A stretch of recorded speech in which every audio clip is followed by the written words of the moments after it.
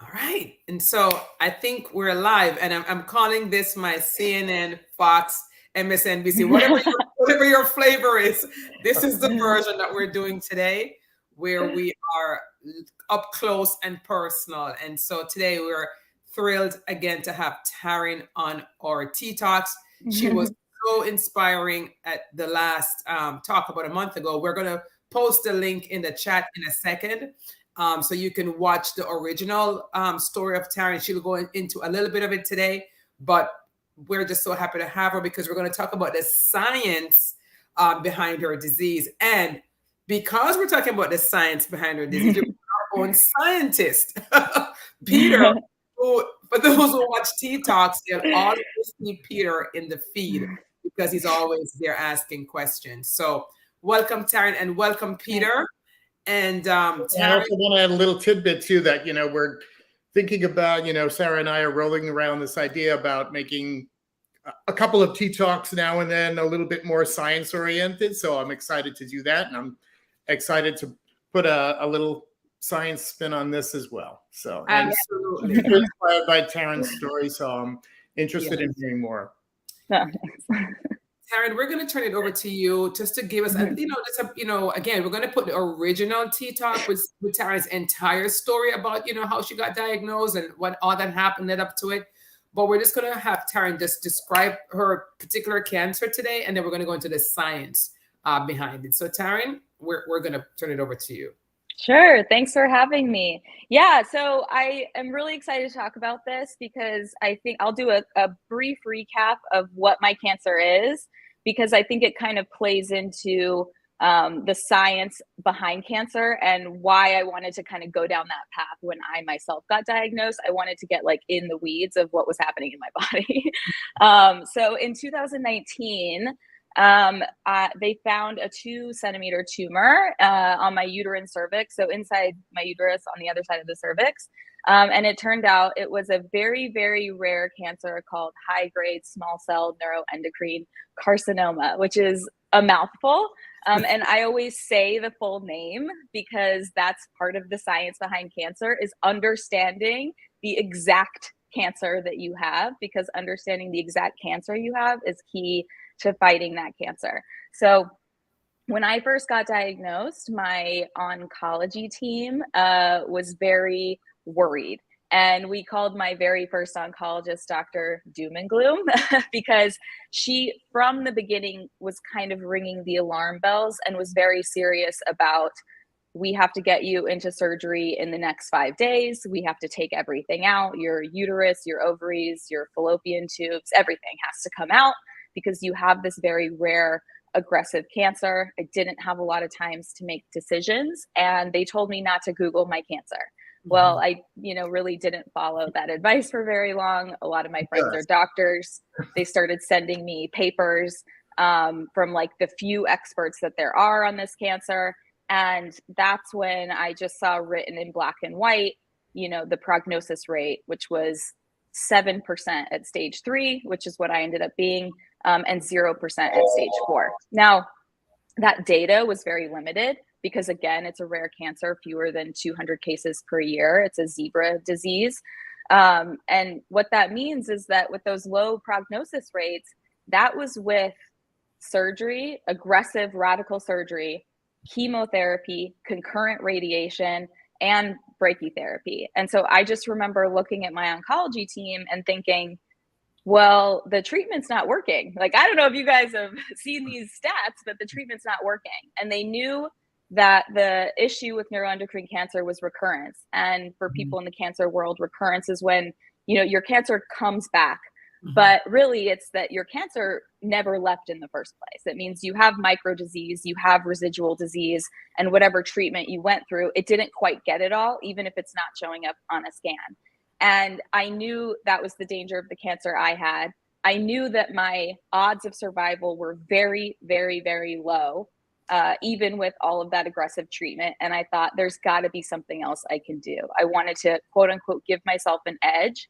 And I decided to tackle my cancer by trying to learn everything in the world I possibly could about it, and take on the roles that I could personally take on, things that my doctors couldn't do. You know, I can't prescribe myself chemotherapy, but I can control kind of like what foods I'm eating, you know, how much I'm walking during the day, if I'm meditating, acupuncture, things like that. And so I went down that complementary route, not to replace the standard of care, but to complement the treatment that I was already receiving.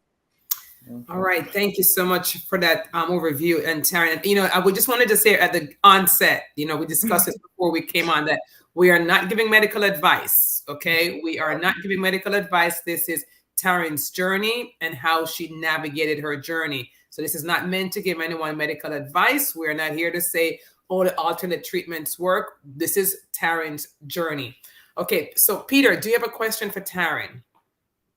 Yeah, well, you know, I think you explained it really well in terms of your initial diagnosis, a super rare cancer.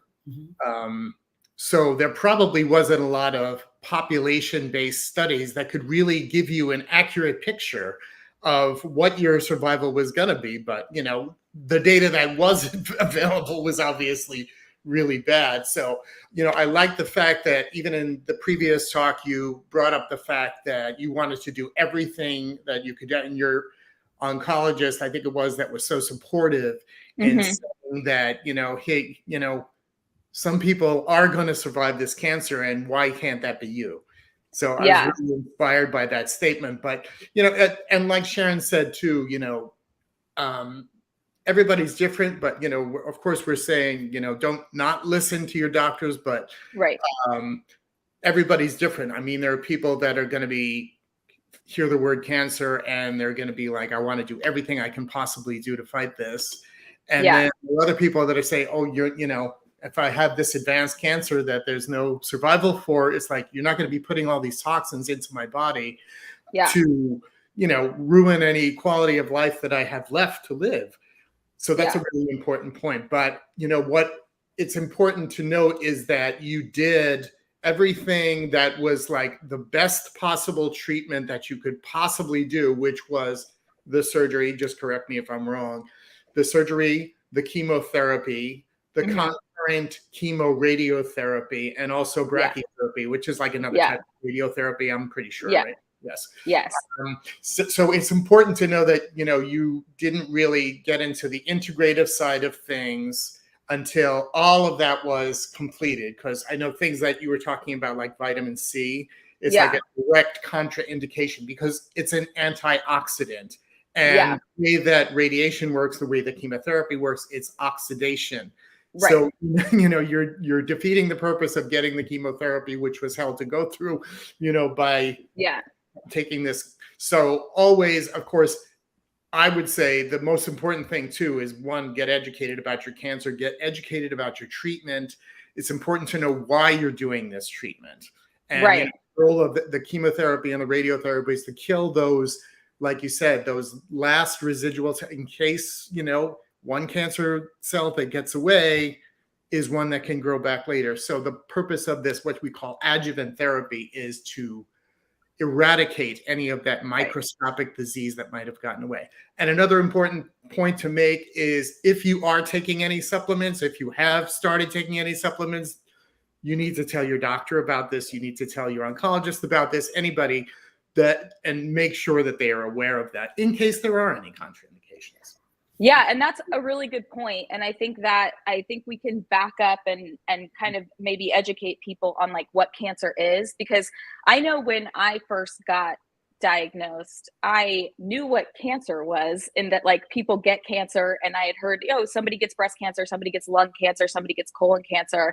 I sort of thought of cancer as like a pathogenic disease, like growing in your body, not something you catch. I knew it like originated in your body, but I don't think I quite understood how specific to the person cancer was, and that really it was like your own cells mutating and kind of growing out of control. And I think once I started to learn that, okay, your cell is getting mutated over and over again, and at some point, your body stops being able to eradicate it. Because we actually have a really good defense system against cancer, which is our own immune system, right? Like we can have little cancer cells pop up here and there, and our, you know, our neutrophils, our T cells, whatever, is going to target it. destroy it, kill it, say that cell is mutated, it's not working as well anymore, we're going to get rid of it. But at some point, these cells start to mutate enough, right? You have oncogenes and tumor suppressor genes, and it becomes an imbalance. And it gets to the point where this cancer your own cells, they're not as like nefarious, I guess, as we make them seem. It's just your own cells who have basically lost all the cell signaling that's saying, hey, you don't work very efficiently, you need to die. And now these cells are just immortal. They're just kind of growing out of control. They don't use energy very efficiently. And, and then what happens is you can't function, your body can't function full of cancer cells. And so I think when I started to learn that it was really specific to you, that it was specific to these cells growing out of control, I thought, well, why don't we just start putting things in our body that can, not be conducive to the growth of cancer? But like you said, you can't just put anything in your body. When you start researching cancer, you realize it's kind of this complicated mess of biochemistry. And the same way that, your body needs glucose to survive, cancer needs glucose to survive. But that also means that if you're putting amino acids in your body, cancer can also take those amino acids and use it, right? Collagen, double-edged sword. Cancer can use collagen to protect itself, but collagen can also protect you from the cancer. So that's why you really always have to involve your doctor, because your doctor is going to be the one that has that depth of knowledge that can say, yeah, you can eat fruits and vegetables, but don't eat grapefruit because it could, block some of these drugs that we're putting in your body. And that's why you have to keep your doctor informed. And I think that's, something that I think sometimes people are afraid to ask their doctor and say, hey, I'm interested in doing supplements, or I'm interested in doing complementary therapy, or I'm interested in these other things.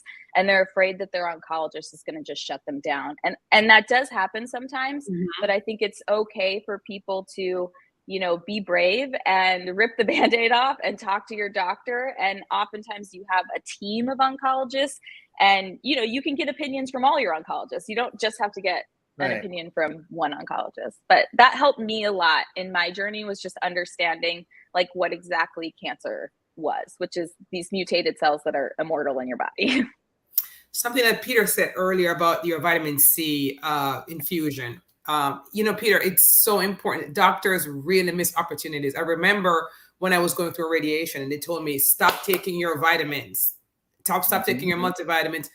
That's right. But why am I stopping it? Because in the patient's head, I'm like, I'm trying to build up my body. I want to be strong for radiation. I want to be strong in my for a little while. Yeah.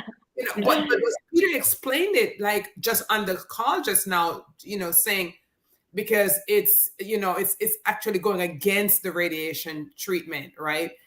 But that's not explained so well. So this is why I'm so glad for shows like this, where we can talk at the patient level, so when people are hearing stop, they're not still going behind and sneaking and taking the vitamins because they think they need that strength. So I'm so glad to clarify that, Peter. And if your doctor is not supporting and you really feel that you want to go down this integrative and you find that your oncologist is not supportive of that, find somebody who might be, or is a little more supportive.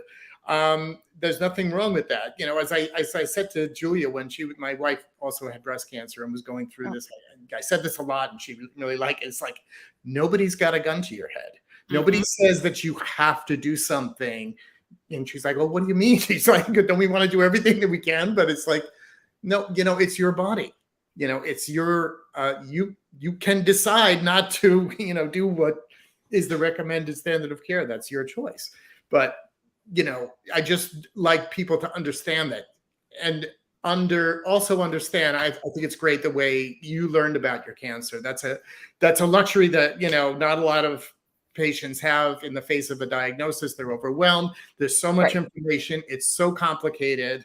Yes. And what we try to do at Total Health is like, we believe that knowledge is power. So we want to get things out there in a little bit more patient-friendly manner, in a little bit more conversational, a relatable manner, so that when that patient does go for that visit or follow-up, they can understand your treatment, understand why you're doing it.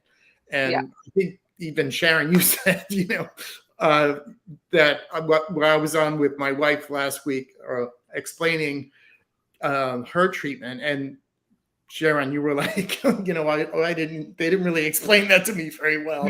Yes. Even Sharon, this is an educated person who knew a lot about cancer. But, think about somebody, and especially if they're alone in the face of a cancer diagnosis, so much information is coming at them. It's so important to understand it and learn about your specific cancer, because like you said, everybody's cancer is different.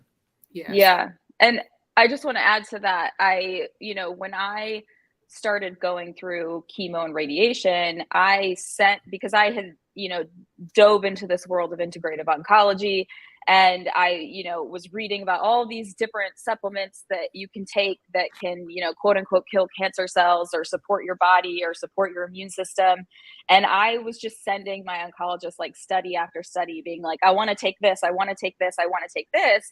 And luckily I had an oncologist who she would kind of green light, red light things. And so we got into this. That is a luxury. Right, which is a luxury. It's a luxury. And she would say, you cannot take antioxidants while you're doing chemo and radiation, even though I did really want to, and there are some studies that will maybe support it in the future, but right now, no, because like Peter said, you're putting oxidative stress on these cancer cells. So you don't want to put in an antioxidant that your cancer cell can pick up and sort of, solve the oxidative stress problem, because now you're just adding stress and then your cancer cells blocking it the same way antioxidants, block oxidative stress in your own body. But, she did give me the green light for certain things. So, and this again was just my cancer, my oncologist, not necessarily, this is not a green light for everyone to take these. You have to figure it out with your own cancer and your own doctor. But, she said yes to keep taking your vitamin D. She was like, yes to, you can take curcumin. I know some oncologists don't allow curcumin. She was like, you can drink as much green tea as you want. You can eat as many fresh fruits and vegetables as you want. She said yes to melatonin. Yes to, in California, weed is legal. So she was like, yes to THC and CBD and all of those things. And then, even after treatment, I still would ask her a ton of things. Can I take this? Can I take this? She would say no to things like collagen supplements. She's like, your risk is recurrence. We don't want you putting growth factors into your body. No to hormone replacement, no to collagen, no to amino acids, which is just, also collagen. But so we kind of created that rapport of like, can I do this? No. Well, can I do this? No. Can I do this? Yes. And I knew when she said yes, I trusted her, and I knew that she was taking the time to figure it out. Sharon, I just want to kind of really quickly just review where Taryn is right now. I know you're about 4 years out from this initial surgery and treatment. So what I was wondering about, I think I was wondering about this on the first interview too, is what kind of monitoring for recurrence are they doing? Are you there is no place in your body that they're actively looking for cancer, or it's just like you have to, what kind of screening do you have to do, or what kind of ongoing therapy, if any? Yeah. And that's a great question too, because, different people have different experiences with cancer because their cancer cells grow differently, right? Some cancers are slow, some cancers are kind of medium, and some are really fast and aggressive. Mine was very fast and aggressive neuroendocrine. And so the risk is recurrence. They can often get people to no evidence of disease, which is a luxury to be given a no evidence of disease, scan. But then they're afraid of recurrence because neuroendocrine tends to come back because it metastasizes in the body very quickly. Chemo and radiation often can't get it all, and you end up with microdisease and it comes back. Because it's so aggressive, it's most likely to come back in the first year. And then those odds kind of go down. You kind of see like a graph like this, it's most likely to come back in the first year, then maybe the second year, and then the third year. By the fourth and fifth year, you're getting very low in the recurrence odds. So I know, right? Yeah, I'm fingers crossed. Awesome. Now, I just want to clarify, you said you were staged at 3. 3C. So that meant that primary tumor that you said is formed on your uterus. Yeah. So that meant that it had spread from the primary site. So you did. Yes, I had lymph node involvement, and so even though, and this is something about neuroendocrine, even though all of my scans, which were done literally like 4 or 5 days before surgery, showed local disease, they actually thought, because I had an incidental finding, it was found like accidentally. They thought I was coming in early stage, and their fear of neuroendocrine is that you walk in stage 4 because there's very few symptoms, and that's what, you know, they were hopeful that it was stage 1 or 2. But my final pathology after my surgery showed that I had lymph node involvement. I was lucky. I had 1 lymph node involvement. So it did shoot me up to stage 3C. It made my odds of survival very low. But I think they still, you know, had hope that we could do everything that we possibly could. And those lymph nodes were obviously all removed during my surgery. But so as for maintenance scanning, Yes. with high-grade small cell, you actually have to get a PET CT every 90 days, which is a lot. You end up with 4 PET scans a year, which insurance companies don't love. And then your doctor has to explain to them how, you know, serious your cancer is. And then you also have to get once a year brain MRIs, because neuroendocrine can metastasize to the brain quite easily. And then you also have to get, you know, my doctors would sandwich my physical exams in between like my PET scan. So basically, like, my 90 days was cut to 45 days where I was going in, they were physically checking me, you know, checking for lymph nodes, all that kind of thing.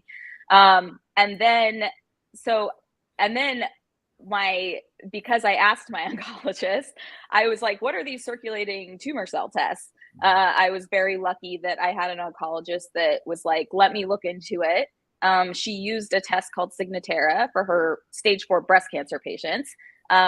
And, you know, she called it kind of the gold standard in oncology right now. They're doing a lot of really cool things. So they started giving me a blood test every 3 months to look for microdisease. And the way that test works is you need a solid tumor tissue sample. So you basically have to give them a tumor tissue sample. And you still have that, that's still available. The surgeon still has that.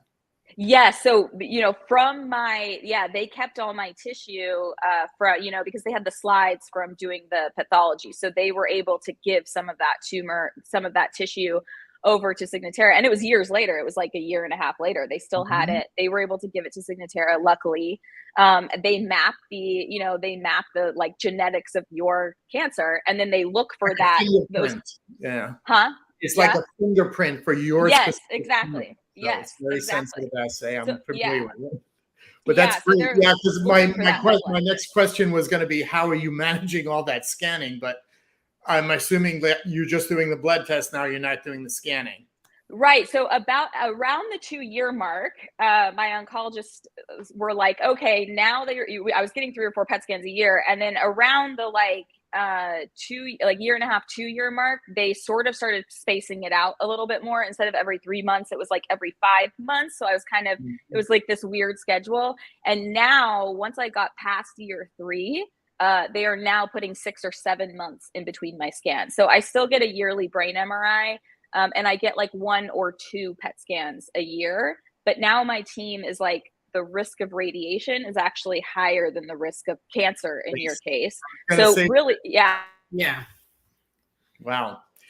Yeah. That now in the ctDNA testing, and I'm sorry, I'm Sharon. I'll let you get back to making questions. I know. No, that's okay. ctDNA testing, is that in the context of a clinical trial? So you're still doing your regular scans, but they're also ctDNA testing you? With the Signatera? Yeah. Yeah, it's not a clinical trial. It's just through the company. Yeah, just the company comes to your house and like takes your blood and does the CTC test. And my oncologist trusted enough that, you know, so far my score has always been 0, which means they're registering no microdisease.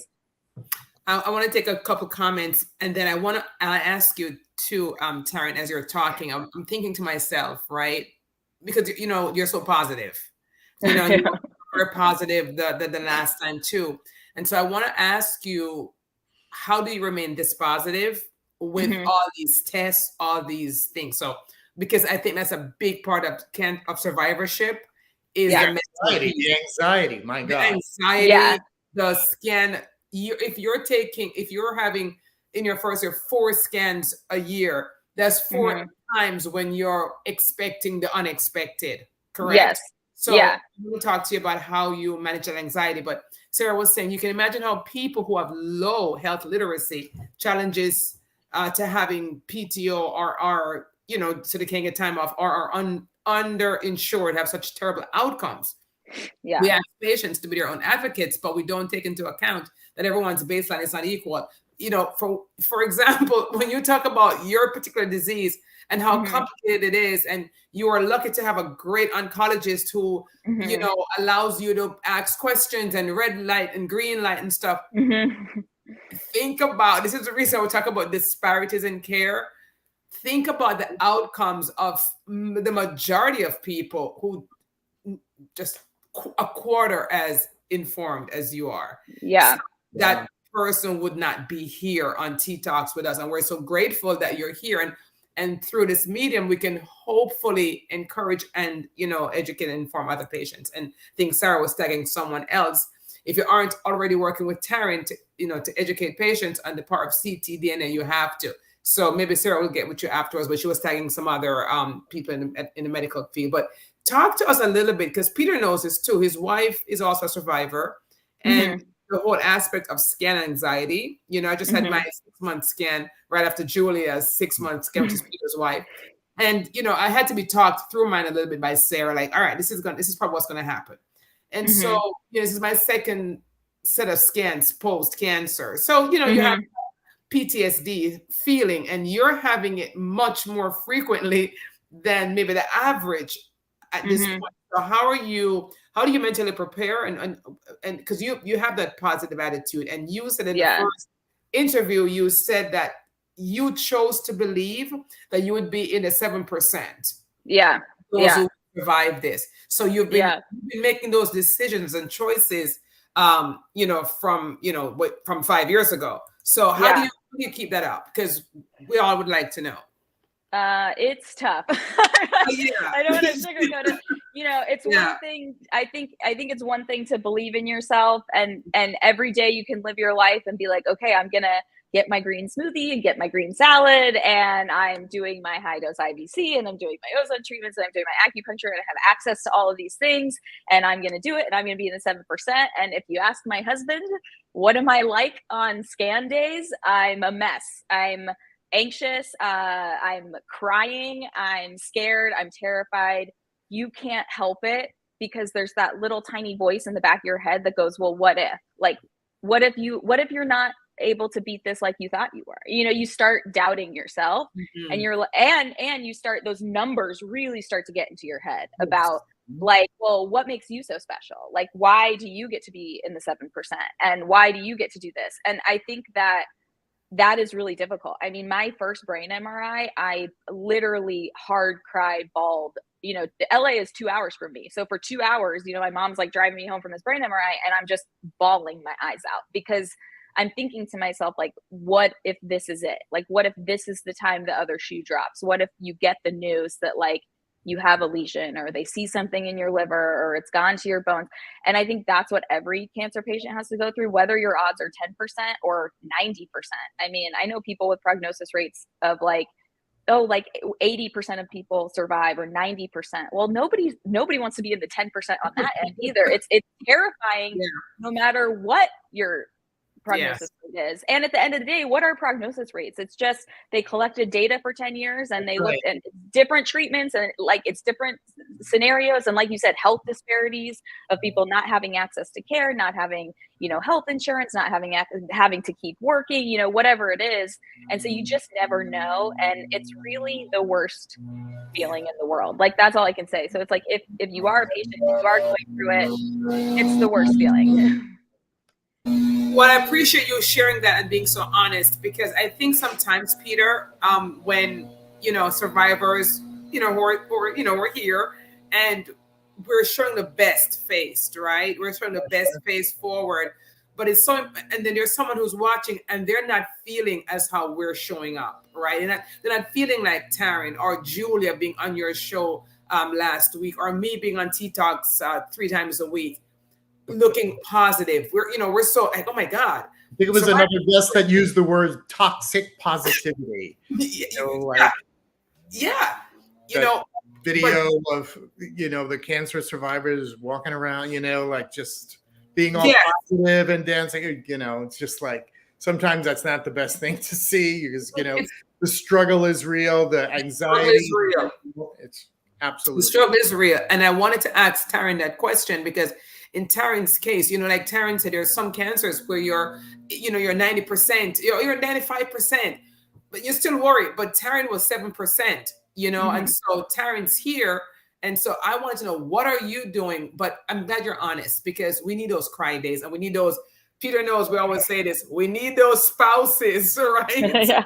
Thank God for those spouses who support. Peter, I'm going to give you one last question for Taryn before we close on. But Taryn, this has been amazing. And I know Sarah's been tagging a bunch of people in the feed. She says here, she's in the 7%, meaning you, because she uses her voice to speak for those who aren't as gifted or privileged. We're all human. We're all called for higher things. And that often comes with the burden of suffering, which is so true. Taryn Hillin, keep putting one foot in front of the other, and please tell us how we can amplify your voice. And we do mean that, Taryn. We do mean that. Tell us how we can amplify your voice, because I know as a survivor, especially with this particular cancer, I know that you consider the privilege to be able to speak, to be able to inform and educate, and you want to help others. So this is what we do, and so let us know how we can do that. And I was going to say the same thing. I was going to ask the same question. Like, how can we give voice to? Obviously, you had a lot of good resources to find out about this very rare cancer, and I love the fact that Total Health is thinking about putting on, or maybe has already scheduled a rare cancer, a conference on this, because I think it's so important, especially for something as rare as this.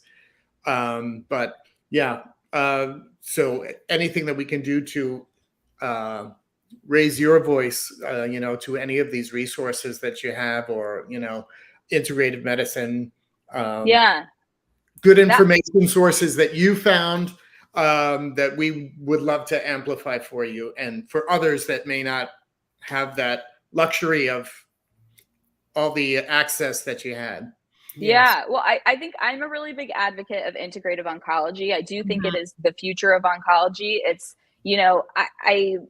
I run social media sites where I help teach people about integrative oncology, where I talk about supplements and high dose IVC and all these complementary therapies that I did during my treatment. I think what's missing in the cancer space is I feel like people think they have to be on, there's this delineation and people have to be on one side or the other. Like, you're all natural and you're going to go vegan and you're going to juice carrots and you're going to just beat your cancer, like doing all of these things. Or you're on the other side and you're just in cahoots with big pharma and you're doing chemo. We gotta free ourselves of that. Yes, exactly. Yes. And I think there's you can be both. Yes. And that's where I think integrative oncology comes in, is you have a medical professional, you have an oncologist who has helped guiding you through complementary treatments, not in place of treatments. They are complementary. Taryn's a bit frozen, but we understand what she's saying. And I know she'll be back in a second, and then we can close it down. But I am so happy that next week, Peter, my integrative oncologist herself, will be on T-Talk, and we're going to talk about integrative medicine. So I don't know if Taryn's going to get back her internet, but we're just so grateful to have her here. Oh, am I back? Did I drop it? Okay, yes. I was like, so I guess the big thing I just want to say is that there is this middle ground where you can be working with a medical professional. Sometimes you need chemotherapy. I needed it. Survival of my cancer without chemotherapy was 0%. I'm not going to let anyone tell me you shouldn't have done chemo. Right. Maybe there's someone out there who didn't do it and could have beaten it, but I still trusted my oncologist. I still, wanted to use standard of care. But, for other cancers, sometimes chemo only is increasing your life by 5 months. And maybe you're more interested in quality of life, that you want your, if you're a terminal patient or whatever, that's why you have to look into your cancer, really ask your doctor the hard questions. Like, is this a cure? Is this to increase my lifespan? What is the data? Like, get informed. And if it's too much for you, have your family take it on or someone take it on. Find a support group, find resources like this where you can talk to someone when you're not as overwhelmed, because as Peter said, it's very overwhelming to just get these information dumps when you get cancer, and to have a bunch of people telling you, oh, well, my aunt did this and my cousin did this and you should do this. It freaks people out. It stresses them out. We don't need that. And that's why I think integrative oncology is that's where I want to see cancer treatment go in America, so that people can just be talking to their doctor about it, and they can cut out all the other noise of people telling them, go juice carrots for 6 months or whatever. I think that's a great point. Listen to your doctor, but develop a plan that works for you. Yes. It's your body, you don't have to do anything, but listen to your doctor, listen to others that have gone through this, and you make the decision for yourself. I think that's probably the best advice that we could end on. If we're we're about ending here now. Taryn, when you were frozen, let me see what date it is. This coming Monday, we actually have an integrative. She was head of integrative medicine at Atrium in North Carolina. She was my actual integrative doctor.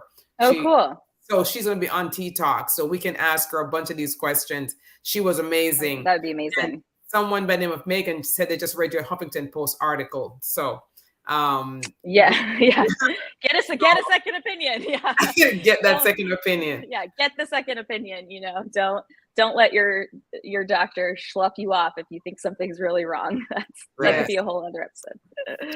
Well, we thank everyone for watching today and for all the comments and all the tags in the feed. And Taryn, we thank you for coming back, and we'll probably have you back again. Most likely. I would love to do more about the journey, and absolutely. Yeah, I would love to do a whole show on high dose IV vitamin C. I would love to spread that word and let people know how that works and how they can find it, and it has to be prescribed by your doctor. So this isn't an over the counter thing or anything like that. Well, we will plan it and we'll have you back. Great. Thank you guys for having me. Sorry about my internet. Oh, that's okay. It held up. Yeah. Thank you for being here, our resident scientist. Thank you for being here with us today, helping us with this conversation. Have a great day, everyone. Bye, guys. Thank you guys. Bye.